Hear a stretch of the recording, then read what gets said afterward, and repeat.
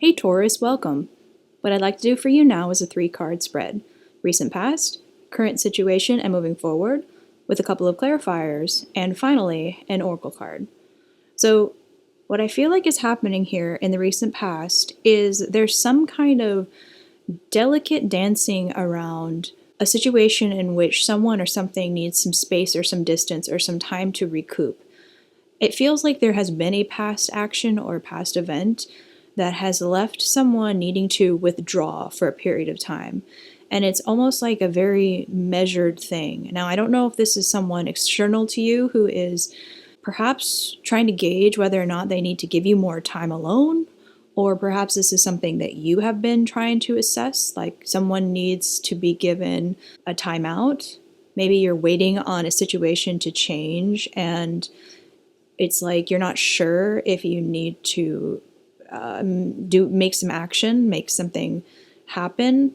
It does feel like this is a personal kind of relationship, or not necessarily, for example, career, because there is a lot of emotion going on. There is a lot of family cards here. It feels like this is something or someone close to you that has kind of, I feel like in the present energy has gotten very despairing about the possibility that this is over finally, or this is no longer emotionally satisfactory.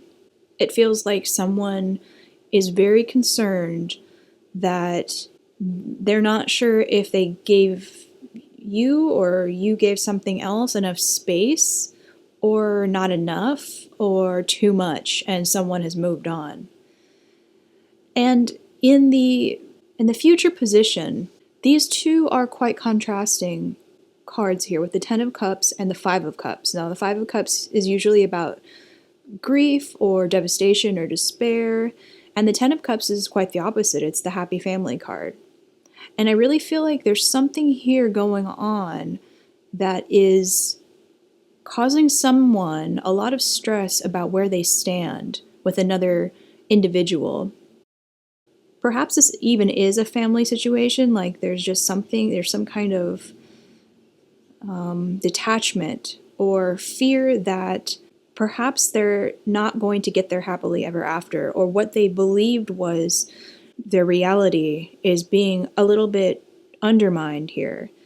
See, there's nothing that's catastrophic or catalyzing here. It's just this kind of low-level depression, anxiety, sadness.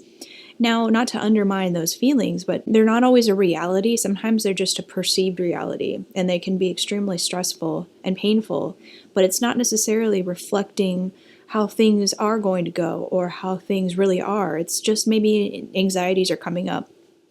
And with this previous Scorpio full moon, it's been extremely painful for everyone, for things to be coming up and emotions to be really, really harsh and deep.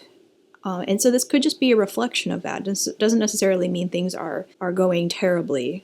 But let me pull some clarifiers, get a little bit deeper.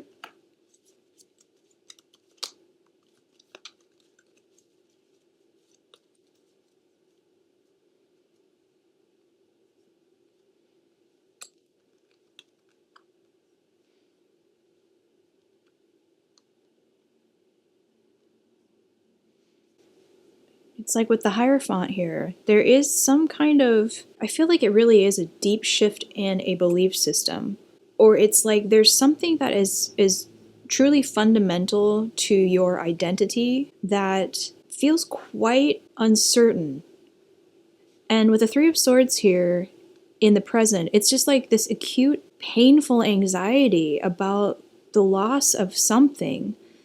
And I don't know if this is what you're experiencing, or if this is someone,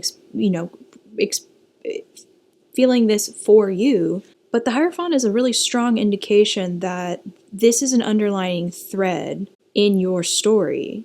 This isn't something that's coming and going. It's like it's something deeply rooted.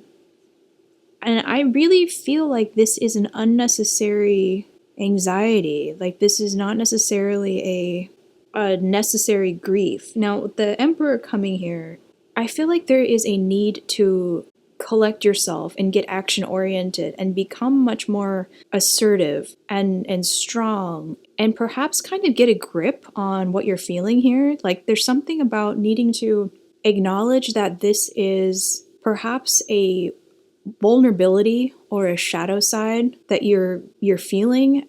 It's not necessarily helpful. It's like the Emperor is about, you know, authority, but it's also about big picture strategy. And I feel like it's telling you to get a grip on this emotional despair and start to get action oriented, start to do proactive things to find a solution to whatever this hang up is. Maybe you need to throw your feelers out there and communicate clearly about where you stand or how you feel with something or someone. It's like there's some kind of need to get into your own power again and stop kind of withdrawing into this feeling of despair, because it's just not constructive. It's not moving you in the direction you need to go. It's kind of keeping you stagnant. But let me pull an oracle card.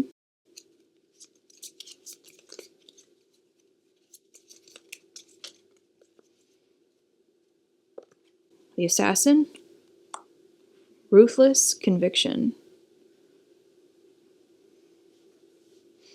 Yeah, I do feel like this is kind of speaking to this Emperor, and it's telling you that, maybe you think of being assertive as being kind of a toxic trait.